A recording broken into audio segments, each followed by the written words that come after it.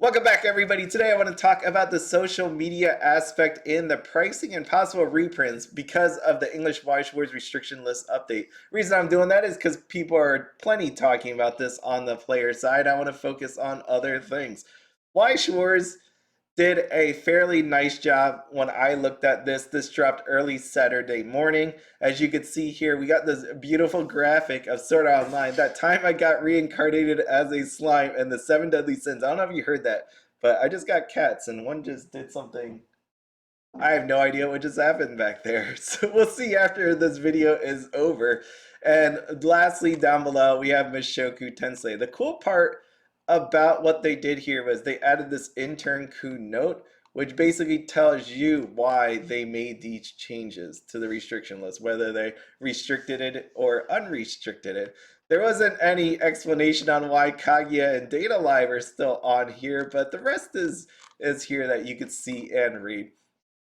Now, remember my background, I've been in the corporate world for 15 years now, and I've answered plenty of these social media questions from customers, gave my input on them, on questions and complaints. So I say this with some sort of experience. One of the things I've learned in the corporate world is do not mess with people's time and money. And if you have to do that, you need to explain it to them clearly and in a serious way. You have to be as serious as they are because time and money is everything to them. And what you have here is a restriction list update that affects this tournament play coming up. Some people didn't want to see these decks. Some people need to practice against it. Some people need to actually buy new cards or change the deck entirely.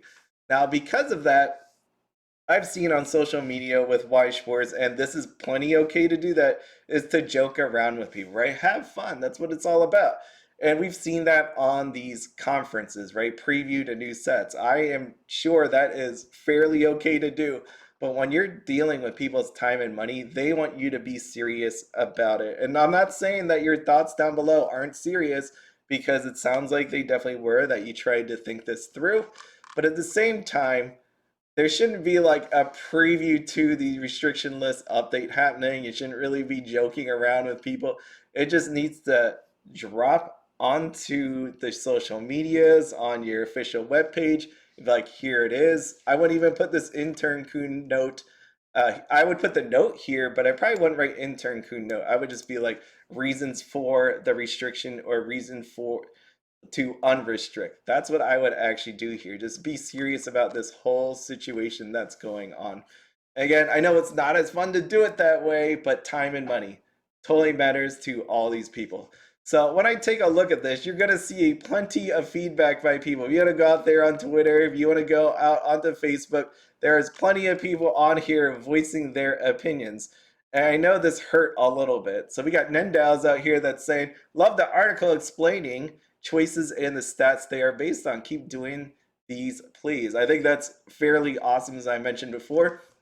But as you can see down below, thank you. I wish more people appreciated it instead of chewing me out for the choices. Now that is, I could see where that's coming from. Yep, for sure. It sucks.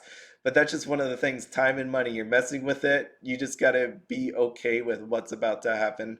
Everybody has an opinion on it. And I do like Boats Don't Sink. I haven't seen him make a video in a while. I really like those videos. But anyways, I appreciate the transparency in the article and the effort put forth. But I do think this list mostly shows a lack of understanding of the current meta, why most people don't like it, and the consequences of restricting certain decks or what made those decks relevant. So all serious points, and I think they should be addressed in the future on different restriction lists.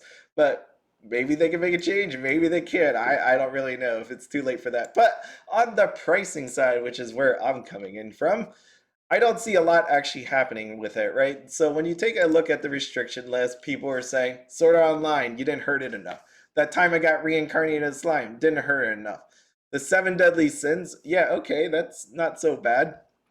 And then Mushoku Tensei, we'll talk about that in just a minute. So Sword Art Online, as you can see here, it's been fairly, out here. There's plenty of supply. That's where I'm getting at. There's plenty of supply out here. Cases 1,044.94, 11 listings. You can see a whole lot of different SPs, and then you got 18 listings for booster boxes. There's plenty of supply. No sort of change for the good or the bad, right? It didn't get hurt enough. I don't think people are going to just rush out there and sell their entire decks because of this happening. Here's Alice. 20 listings, 1065. Don't see anything really happening. Hololive, which did not see any sort of restrictions sitting out here, still looking really nice. $76.96 for a booster box and $11.67 for a case. So this is one of the sets, of course, that many people knew to pick up on. And you can take a look here. Here's Gura. Here's some of the other double rares. Plenty of supply. Are people going to go out and sell? There's no restriction. Are people going to go and buy now because of it? Well, it didn't seem like the restriction list did all that much. Again, not a player, just reading what I'm reading. Okay, so Nazarick Overlord, Tomb of the Undead. Booster box number 2, plenty of supply. Booster box, $49.46. Whether it's dead or alive, that is below what you normally could have picked them up at. And so you get some double rares or rares that you may need to actually play this set. So you can see here, plenty of supply out there. So that's why I say I don't believe there's any sort of change happening here because the restriction list update. 7 Deadly Sins, plenty out here. This is set number 1, $49.99. And here are, oh, there's Guild Thunder sitting there at 536, 7 listings left. There's other cards, of course, that you could use inside of here, but I just want to quickly glance over and look at 7 Deadly Sins Revival of the Commandments booster box, $37.97. Yikes. I didn't click into it before, so I will look at it now. $37.97. There have been some people buying this in October, a little bit into November at $37.99. And the reason for that is because of that Escanor. You want it, I would just say you probably just buy the card singly if you want to play it because it's not all that crazy out there. That time I got Reincarnated Slime, got a little bit of a boost on the reprint for set number 1 because of this card right here. There we go. Conqueror of Flame Shizu. I know there's other cards that people use, but this is one of the big ones, $16. Obviously, right here on the restriction list. There she is. We got our Shizu. Just sitting right there, $16. So this actually helped because these booster boxes were sitting here for a long time. It's either pay a lot of money for the Shizu or open it right. Like back here in August, this card was actually $30. Let me just zoom in. Here, let me just scroll that. You see this? There was sales of $31, $29, $30. And so if you had the booster box sitting at, let's say, like $50, why not open the booster box instead? See, right now it's $57.83. So not too bad, actually. Especially when you could have opened it and sold that card for $30. Pretty insane. Now, Mushoku Tensei is something interesting. I want to read the part with Mushoku Tensei. Here's this part. We think it's time for Ghislaine. We think it's time Ghislaine is allowed to flaunt her strong body on the stage once more. So we're cautiously removing the choice restriction on Mushoku Tensei Jobless Reincarnation. We don't expect the deck to surge in popularity, but if it does, so this one's pretty interesting just because of Mushoku Tensei, what it did in the past, and now getting this unrestricted. Because there's other people that is saying that why is Data Live and Kaguya still on this list? If you want to just, try it out and see if there's a surge in popularity and then potentially restrict it again, then you could possibly do that. But to hold some of these other decks back is just a little bit weird. So in my mind, I know it's really early in the morning, but in my mind, I'm like, is this to prepare ourselves for a potential Mushoku Tensei Season 2 set that will eventually come out potentially in a year from now in English? I don't know. Maybe it is. Maybe it isn't. Like, you could let me know what your thoughts on that is. But the interesting part here is we don't expect the deck to surge. Let me zoom in on that. We don't expect the deck to surge in popularity. And I wondered what the pricing of, I didn't wonder, I kind of already knew. So the booster box price is $124.50 plus $4.99 shipping. So $130 roughly is what it's going to cost to actually get this booster box. Isn't that insane? Oh, but if you wanted to get some of the trial decks, if you wanted to display, there's nothing left here. Last one sold for, actually last two sold for $300 on October 20th. And I know there's a good reason for that. There's that Roxy TDSP inside of there. And so you can always just get a trial deck, maybe a dead trial deck, maybe a live trial deck, whatever these are on here for $60.97. And there's only 5 listings on here. Ooh, here's actually one. Open Mushoku Tensei trial deck. And that one costs $33. Yeah, that's a lot. So the double rares anyways, sitting here at $10 for Rudius. We have Eris at $15. $15, yeah. If you want lightly played anyways, if you want a nice minty copy, $15.15 is what it's going to cost to get that. And there's only 3 listings on here. So I make this point to say about the surge, and if there's a surge here that people are going to play it, I guess your choices are to buy this $129 box of cards.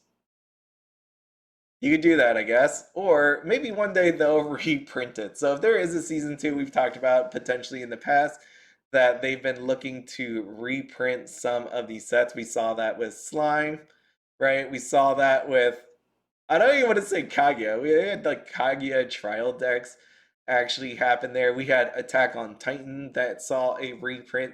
So there's a few of them out there. I just feel like it's amazing to me how Mushoku Tensei still has not gotten a reprint yet.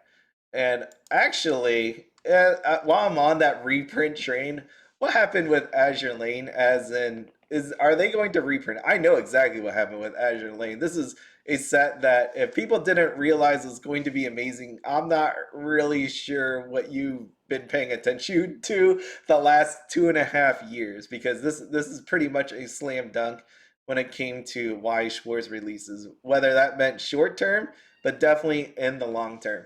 So Azure Lane doing fairly well. You could see it across the board with the SPs. You could see it in the triple rares and SRs. There was some that were always going to be awesome, and that's just how it worked, and really expensive.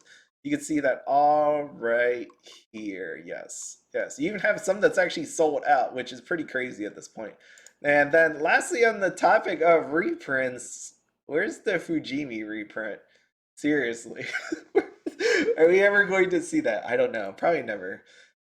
At this point, probably never. I would have expected it to actually have happened. I can't believe they didn't do it, right? When they did that Sneaker Bunko Fujimi, we had that Rascal Does Not Dream of Bunny Girl Senpai. Why? Why was there a new Fujimi reprint? But in the end, now that spurs the topic of should we actually have reprints or not? Because I did talk about it on another video where I'm like, if you really want to instill confidence in the market, then you just don't reprint anything and move on with our lives. But I know there's some people that definitely would love to see a reprint of Azure Lane. It's been fairly good as a set. It's price-wise, it's been pretty awesome. And you can see it all in the card art, especially with when you think about what's coming in the future with some of these sets that probably some people are going to be disappointed in. That's just the way it is. I mean, more disappointing is Kaguya. Is this right here? Disappointment all over the place. This marching band. I know I've talked about it before, but this set just not so great. You could do us all a favor on the pricing aspect of it and maybe just unrestrict just for a little bit. Let's just test it out and see how it goes a little bit. Weiss Schwarz, that would be great. Anyways, that is everything. Hopefully this helps Weiss Schwarz in the future of giving out bad news when you're touching people's time and money. And hopefully we may see some reprints, maybe not see some reprints of certain sets in the future.